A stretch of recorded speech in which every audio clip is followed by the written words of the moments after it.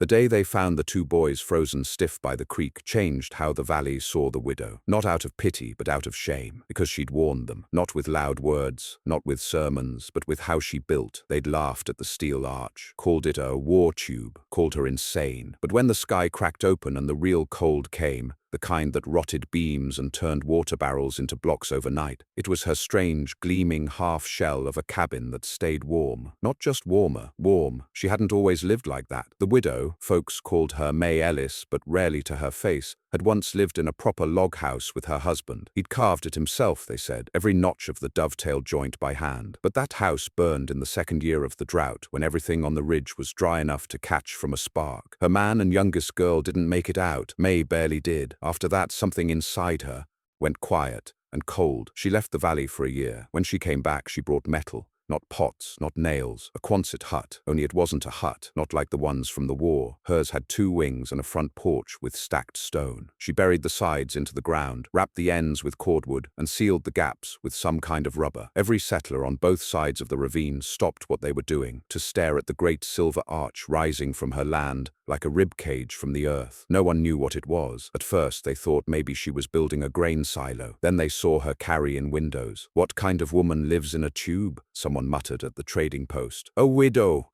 who lost her husband to fire, an old woman answered without looking up, but the rest of them didn't stop mocking. They jeered when she stacked firewood directly against the outside of the curved steel, said it'd trap moisture, rot the logs, freeze the inside.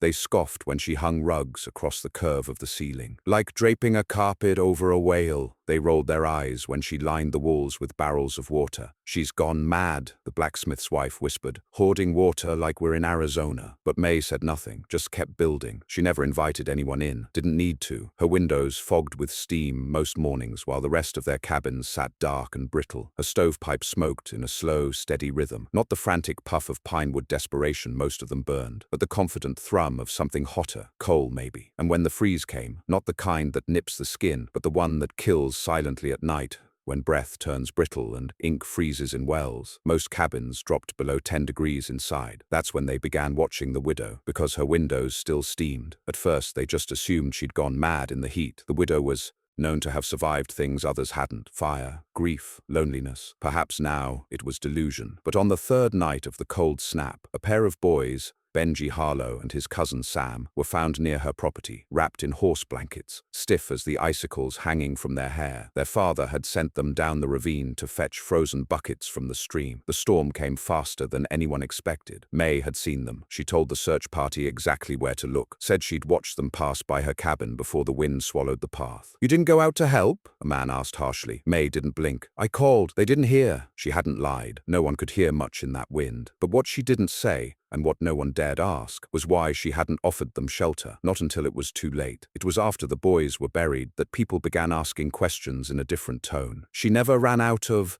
firewood," one man said. "I saw her pulling hot bread out of a stone oven," said another. "Inside that steel thing. She's got rugs on the walls, clay packed between water barrels, something about how it traps heat." The questions became theories. Theories became envy. Still, no one approached her directly. Not yet. Not until Eliza Connors lost her child. The Connors lived up in the pine stretch near the bluff, high enough to catch wind from every direction. Their cabin was built fast, barely sealed, with warped floorboards and a stove that smoked more than it warmed. They had a 3-year-old girl named Rosie. That winter the child grew sick. Cough turned to fever. Fever turned to cold limbs. Eliza wrapped her in everything she owned. Quilts, scarves, even her own body heat. It wasn't enough. May was the one who helped bury her. Not because they asked, but because May showed up with a shovel and a wrapped bundle of herbs. She said nothing while they cried. Just dug. Afterward, Eliza stood staring at May's strange cabin and whispered, "She was warmer in death than she ever was inside our home." That's when something shifted. A man named Warren Briggs,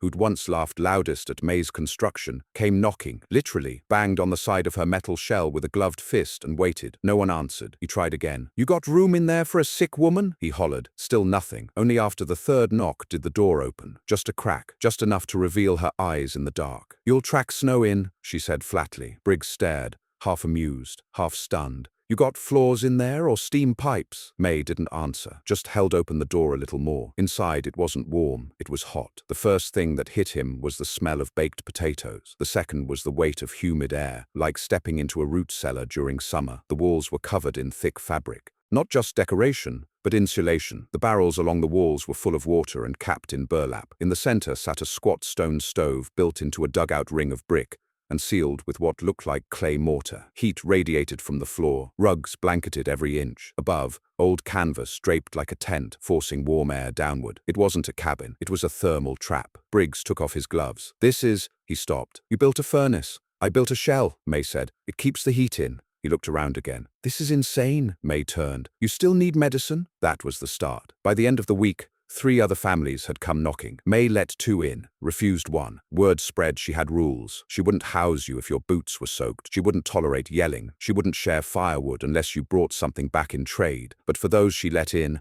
they stayed alive. When the first thermometer was brought from the telegraph station in the spring, a man tested every home still standing. The average cabin was 14 degrees Fahrenheit inside at night. May's Quonset, 69 deg. That's when the questions turned into demands. People wanted to know how, why, what made it work, and why no one had thought of it before. But May didn't give answers. She didn't lecture or hold meetings or write plans. She just opened her door one last time and said quietly to the crowd, "You laughed, I stayed warm," and then she shut it again. By spring, the laughter had gone quiet in the valley, where once you could hear the blacksmith's chuckle echo down the pine-cut hills when the widow dragged salvage steel across frozen ground. Now only the low whine of snowmelt and the wind remained. And in that silence, something new took root. Not trust exactly, but hunger. A hunger to know what she knew, to endure like she had. Because the winter hadn't just claimed children and livestock, it had humbled the very idea of what a cabin should be. The widow didn't become a friend to the valley. She became a landmark, a warning, a curiosity. And then, in mid-April, the stranger came. He arrived on a grey mule,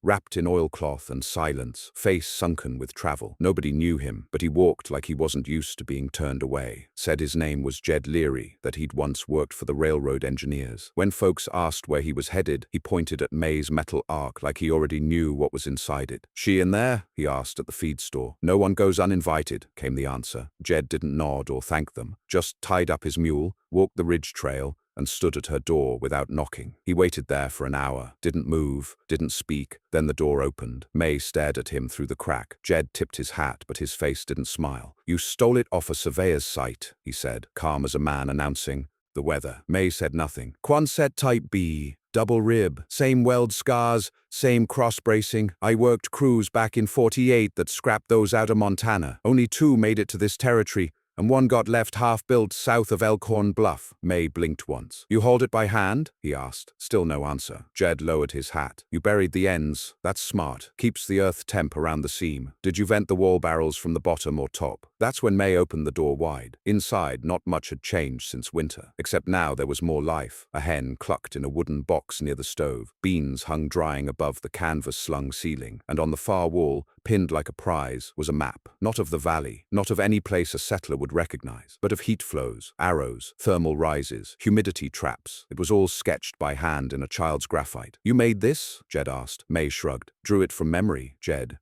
approached the stove, bent low to see how she'd sealed the flooring. Clay, sure enough, but not just any. Rich clay with straw and ash flecked into it. He ran his hand along the seam and nodded once. "You packed insulation in the ribs." May nodded back. "You're running passive recirc," he added, "using the water barrels to buffer night swings. And these rugs, you stitched these yourself?" "Some were my daughter's," she said quietly. Jed stepped back. "You built a closed loop, without ducts, without power." He let the silence sit for a long moment before speaking again. "You could make 20 of these, sell them to every homesteader from here to Dakota Territory." May shook her head once. "I didn't build it to sell." Jed looked her over carefully. "Then why?" May didn't blink. "To never feel cold again." That answer stayed with him. Jed didn't press her after that, but he didn't leave either. Not for days. He slept in his saddle blanket beneath the pines just outside her cabin line, never stepping on her patch of earth without permission. He watched how she split wood, never larger than wrist thick. Watched how she fed the stove just before dawn, not at night. Watched how she left jars uncorked by the windowsills to measure condensation.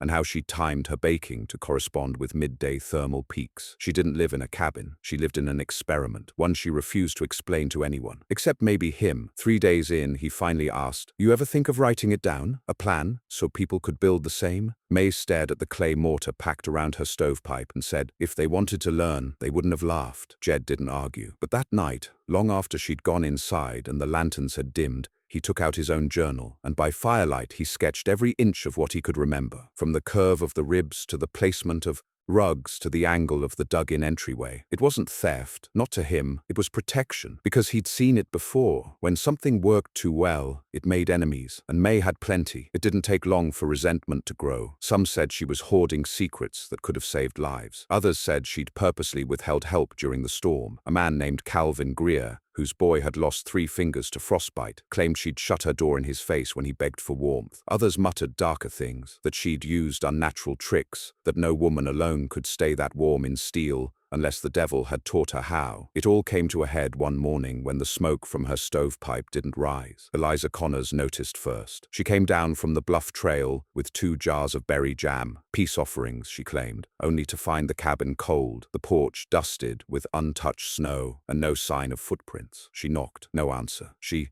knocked again, harder. Still nothing. By mid-afternoon, 5 more settlers had arrived, each with some excuse to check in. A borrowed axe, a returning pot, concern about a coyote seen nearby, but none of them had the nerve to open the door. Except Jed. He pushed past them without a word and stepped into the cabin. The heat inside was gone. Rugs drooped like wilted leaves. The stove sat dark. May was seated on the floor, back against the water barrels, eyes open but glassy. A fever glistened on her cheeks. Her breath came shallow. Jed called for snowmelt, cloth, herbs, anything. The others stood frozen at the door, unsure whether to help or stay away. Then Eliza stepped forward. "Let her burn?" someone whispered. Eliza turned. "She buried my daughter with her own hands." That was enough. They brought broth, boiled herbs, fed her sips through cracked lips. Jed stayed beside her for 3 nights. He stoked the stove. He unpacked his journal and began sealing cracks he hadn't noticed before. He vented the barrels, replaced soggy burlap. He fixed what had fallen apart in her silence. On the 4th morning, May opened her eyes. "You stayed," she said. Jed nodded. "Why?" He looked at her long before answering. "Because heat this pure is a kind of mercy," he said, "and I've seen too little of either." She didn't smile, but her hand tightened around the blanket. The spring thaw brought more than melting snow. It brought pilgrims, people from further downriver, men who'd heard rumors of a heat-trapping steel dome that needed no cords of wood, no constant stoking. They came with questions, with sketches. Some even came with hammers and begged to be taught. May didn't open the door, but Jed did. "She's not building for you," he told one man. "She's building against winter." And that phrase stuck. That summer, 2 more cabins in the valley were wrapped in half-arches of steel. One used salvaged grain bin panels. Another tried curved sod. Neither got it quite right. One collapsed in the August storm. The other leaked humidity and rotted from within. But both held more heat than any log structure nearby. Slowly, grudgingly, people began to copy her. And always, Jed made sure her name was left out of the talk. Not because she asked, she never did, but because her warmth had come at cost. One afternoon, he found her sitting in the dirt, palms flat against the earth. "Thermal's changing," she muttered. Jed frowned. "The ground temp?" She nodded. "Too much moisture. The barrels need to shift." "Shift where?" "To the floor. Sink them deeper. Use the thermal lag." Jed didn't understand all her words, but he saw the way she moved, slow, deliberate, listening with her bones. "You're still learning," he said. She looked up at him. "If I stop, I'll freeze." That night she gave him her map, not the sketch, the real one, the one she kept pinned beside her bed. "I won't explain it," she warned. "You don't have to," he said. Then she added, "If they come again, you burn it." He stared at the paper, at all the arrows and curves and notes in a child's handwriting, and nodded once. Outside, the first wind of fall stirred the pines. Inside, the widow closed her door. By the time the first frost returned, settlers had split into 2 types. Those who tried to copy May Ellis's steel cave, and those who warned against it like it was a curse. The ones who copied her never got it right. They bought the wrong kind of metal. They cut corners on burial depth, or they forgot to vent the barrels. The ones who warned others called her house unnatural, too warm, too sealed off, too inhuman. But everyone watched it. Every morning, the plume of smoke rising from her buried chimney seemed to humiliate every straight-angled shack around. It wasn't just that her stove burned less, it was that she didn't even need it until after Sundown. The frost wouldn't touch her steps. The snow melted from her roof while it stacked a foot thick on everyone else's. May said nothing. She never held court, never told anyone what they were doing wrong, not even when the man they called Deacon Briggs, who'd built a 2-story proper home with an oiled shake roof and triple windows, came up her trail and asked to be shown whatever devil trick you're using under that curved shell. May had simply opened her door just enough to say, then tear yours down and start again, and shut it. Jed Leary stayed through that second fall. He could have left. The snow wouldn't hit for weeks yet, but he'd begun marking the temperature shift with a pencil on the cabin's threshold every morning before dawn. He'd brought a thermometer from the telegraph station. No one else in the valley had one that still worked. 71 degrees at dawn, he muttered one morning, tapping the glass. And you?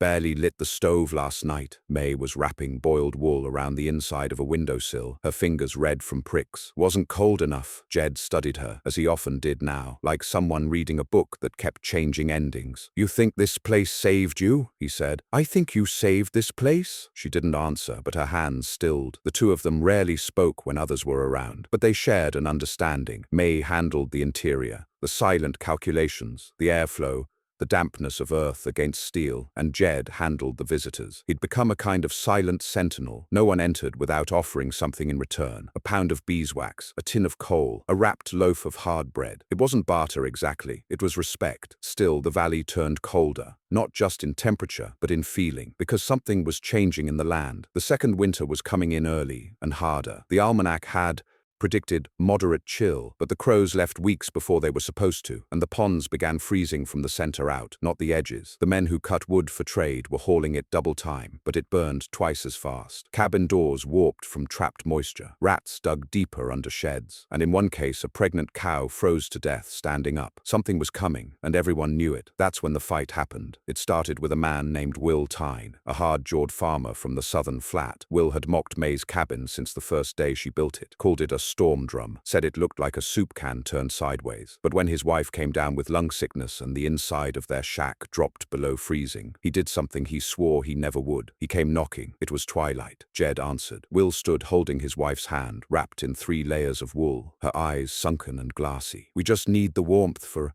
one night, he said, voice rough. She can't breathe in the cold. Jed didn't step aside. May appeared behind him. You laughed when I built this, she said. I was wrong. You said I was building a tomb. Will looked down. And now I need it. Jed turned to May. Her jaw was set tight. Then she opened the door wide. We'll make room. The couple stayed one night, then another. Will's wife began breathing easier. By the 4th morning, the temperature outside dropped to 12 degrees, the lowest yet, and May's steel ribs began creaking from the ice tension. But inside, the water barrels were still unfrozen. May wrapped their sides in warm cloth and rotated them manually. Jed hauled in extra clay to thicken the stove seal, and Will, with all his shame, sat by the door, hat in his hands, watching. You built this like a woman digs a grave, he said. But it's a womb. May didn't look up. I built it so I'd never bury another child with frozen hands. Will flinched and said nothing else. By the next week, 3 more families tried to come. What do we do? She pulled a lever near the door. Metal scraped. A steel panel slid down from the arch's top, sealing the doorway completely. Jed hadn't even known it existed. He stared at her. You made this place siege-proof? No, I made it safe. Outside, the voices grew louder. Inside, the girl whimpered. Jed wrapped another cloth around her and sat back against the stove. Then May said the thing he would never forget. I buried my family in the first winter. Then I buried my guilt in the second. I will not bury my work in the third. Jed nodded slowly. They'll try to burn you out, he said. Steel doesn't burn easy. They'll try. May turned toward the sealed door. Let them try. And outside, the snow began again. They tried. On the second night of the siege, after the storm had broken and the winds had dropped to a low, bone-scraping howl, the men returned. Not with questions or bargains, but with fire. Wet pine mostly, a fool's choice. It smoked fast, sputtered, and clogged the air with resin. But there were bundles of dry brush too, stolen from beneath cabins or pulled from long-forgotten woodpiles. They stacked it around the base of the widow's steel shell, like kindling around a heretic's stake. Inside, the girl whimpered, and Jed pressed a damp cloth to her face. The temperature had dropped a few degrees, but still held above 60. The humidity was down too. May had sealed the floor vents and poured boiled water into the central pan to compensate. Every move was precise, measured, like she'd prepared for this. Can the ribs take it? Jed asked her. May didn't look up. The metal's stable. The brush won't hold flame long. They'll get smoke, not heat. But if they keep feeding it, then they'll choke before we do. Jed moved toward the crawl hatch again. May blocked him. "They'll be watching it now. I can't just sit here."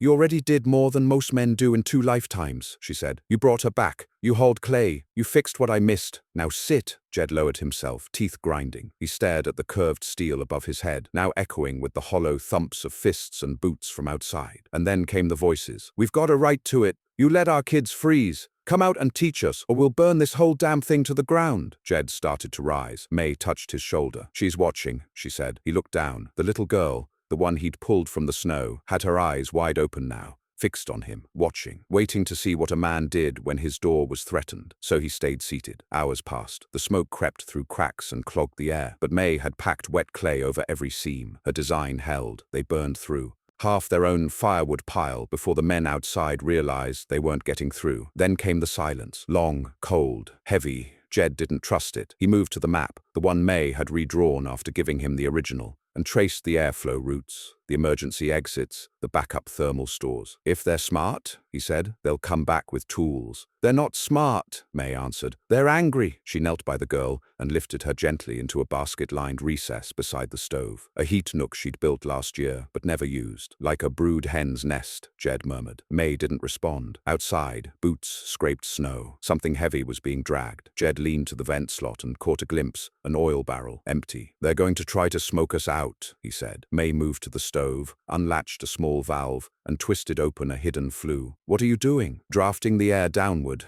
It'll pull clean air from the crawl space. They'll smoke themselves before we do." Jed stared at her. "You built a passive air exchange." "I built for war," May said, and for a moment Jed saw her not as the lonely woman who'd sealed herself in steel and silence, but as a battlefield general, one who'd already lost everything once and was not about to lose again. The men outside shouted more. "You've got warmth while we freeze. We lost children. You think you're better than us?" May stood at the door and said nothing, and then, like some ancient act of penance, she reached for the sealed hatch and opened it. Not fully, just a sliver. Jed lunged forward. "Don't," but she raised her hand. Outside, 3 men stood, soot-streaked and red-eyed from smoke. One held a shovel like a weapon. Another was missing his gloves, his fingers stiff and purple. May said nothing for a long breath. Then quietly, "I told you, I built this so I wouldn't bury anyone else." Silence. "You laughed, you cursed, you blamed, but none of you came to help build. None asked to learn. You only came when it hurt." The man with the shovel spat. "So what now? You gonna keep your heat while we starve?" May looked him in the eye. "I'm going to give you the map."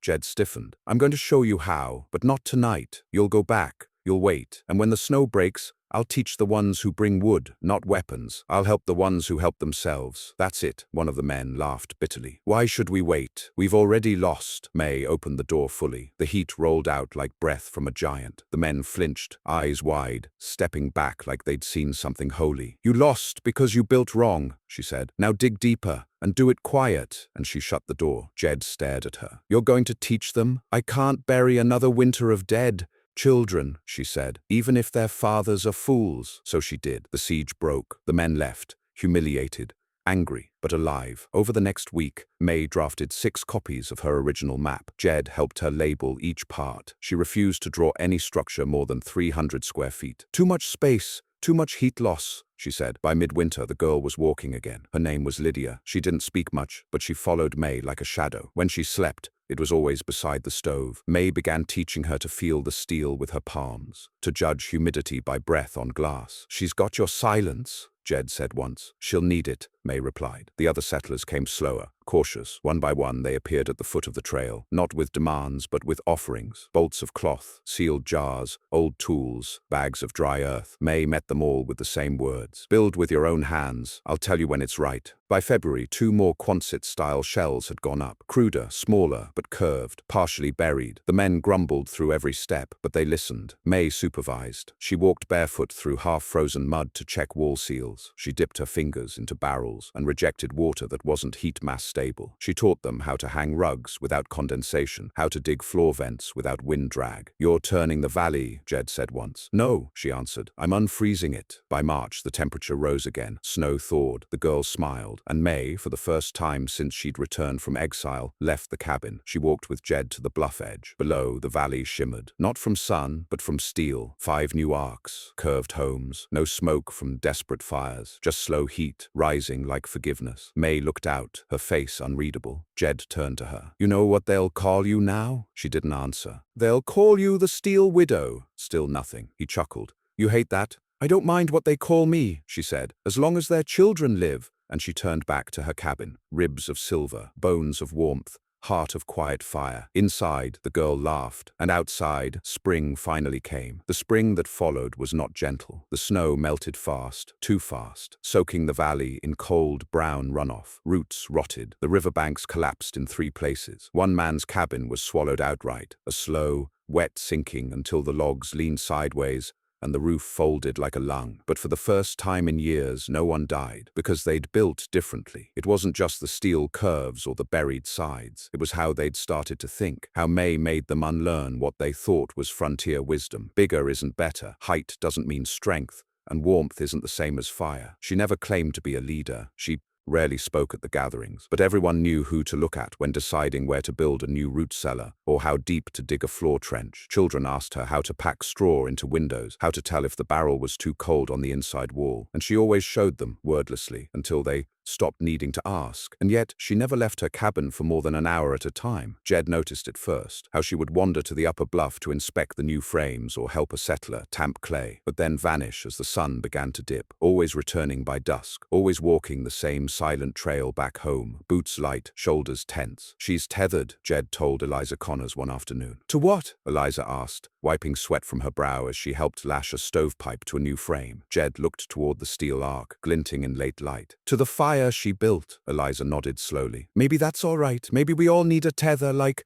that." But something in Jed twisted. He'd grown protective of May, not possessive, not romantic, something deeper. A fierce respect wrapped in guilt, because no matter how much the others praised her now, he remembered the laughter, the looks, the months she spent in isolation, cooking in silence, patching barrels in half-dark, while the rest of them sat by their fires and muttered about her madness. He couldn't forget how alone she'd been. So that spring, as the frost finally left the deepest soil and the first crocuses emerged from the banks near the creek, Jed made her an offer. "There's a town downriver. Land's good. I know someone who'd sell for cheap." May didn't look up from her barrel inspection. "I could build one of these there," he continued. "Exactly like this one, maybe better, now that I know the failings. We could dig deeper, orient it south instead of east, use thicker clay, start fresh." Still, she didn't answer. "You wouldn't have to hide behind steel anymore. Wouldn't have to fight to be heard." May finally stood. She looked older in that light, not from time, but from weight, the kind that settles deep in the spine after years of carrying what no one else could. "I'm not hiding," she said. Jed opened his mouth, but she raised a hand. "I built this cabin like a shield, but it became something else. It's a scar, Jed, and scars don't travel." He didn't understand at first. Then he did. "You think if you leave you'll forget?" May shook her head. "I think if I leave they will." And he understood that too, because the valley had short memory when it came to shame. They would remember the warmth. They would keep building, but they would forget how it started, why it started, who had to bury a child with fingers frozen around a wooden spoon before she swore never again. Jed nodded slowly. "But you can't stay locked in it forever," he said. May smiled, the faintest curve.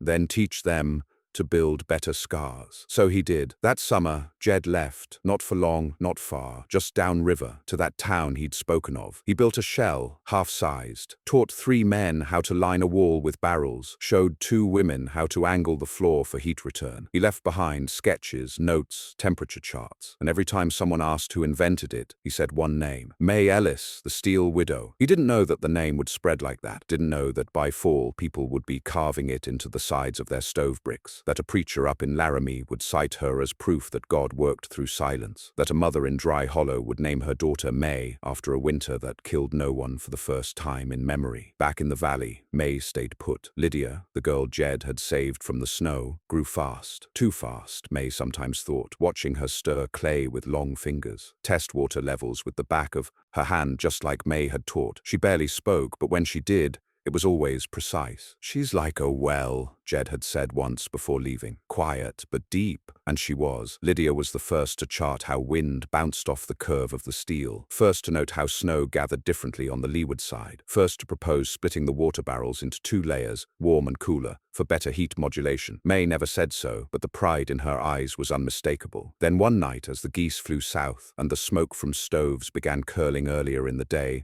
Lydia asked a question she'd never asked before. Why did you bury the first map? May froze. They were sitting by the stove, the old one, the stone-ringed furnace that had outlived 2 winters and most of the hatred. I didn't bury it, May said slowly. Lydia frowned. You told Jed. I told him to burn it. If they came, Lydia waited. May sighed. It's hidden. Not gone? Why? May looked into the flames. Because it's not the design they want. It's the story. And if they take the story, they'll twist it. Lydia blinked. What's the story? May leaned back, pressing her palm to the warm stone. That I was afraid, and instead of running, I built a shape the cold couldn't enter. Lydia frowned again. That's not a story. May smiled faintly. It is, if you've buried enough names. Outside, the wind rose. Not sharp like before, but steady, a reminder. The valley had changed. Steel arcs dotted the landscape now. Not many, not perfect, but enough that no one froze in the night anymore. Enough that wood piles shrank slower. Enough that children stopped waking up blue-lipped and coughing. May's cabin remained untouched. Some said it was the original, the prototype. Others whispered it held secrets she never shared. A hidden system, an extra vent, a sealed chamber beneath the floor. But those who truly knew it wasn't the metal that mattered. It was the silence. The heat was just a result. In late autumn, before the first snow, Jed returned, older, tired, but smiling. I met a man who says he built a Quonset house in Colorado. He said he got the idea from a woman who tamed the wind. May shook her head. Jed chuckled. They're calling them May shelters now. She looked at him flatly. Tell them to stop. I tried. A pause. Do you want to see it? He asked. The one I built downriver? May shook her head again. I'd rather see the ones built here. Jed nodded, stepping aside so Lydia could pass with a bucket. She's building her own now. May nodded once. She won't bury her children in the cold. No, May said. She'll build warmth from the start. They stood in silence as the sky darkened, smoke rising from 5 steel arcs across the ridge. No laughter, no shouting, just the quiet rhythm of survival. Jed turned to Go. Do you need anything? May shook her head. I have everything. And he believed her. As he walked away, he glanced back one last time at the curve of steel against the falling dusk, the faint gleam of light behind its canvas-draped windows, and the thin, ghostly pillar of smoke rising into the dark. It wasn't just warmth, it was memory, a monument to what the valley once ignored, then feared, then begged to understand. And when the snow came again, thicker than any year before, it fell softly on the widow's steel roof and melted quietly in the presence of her fire.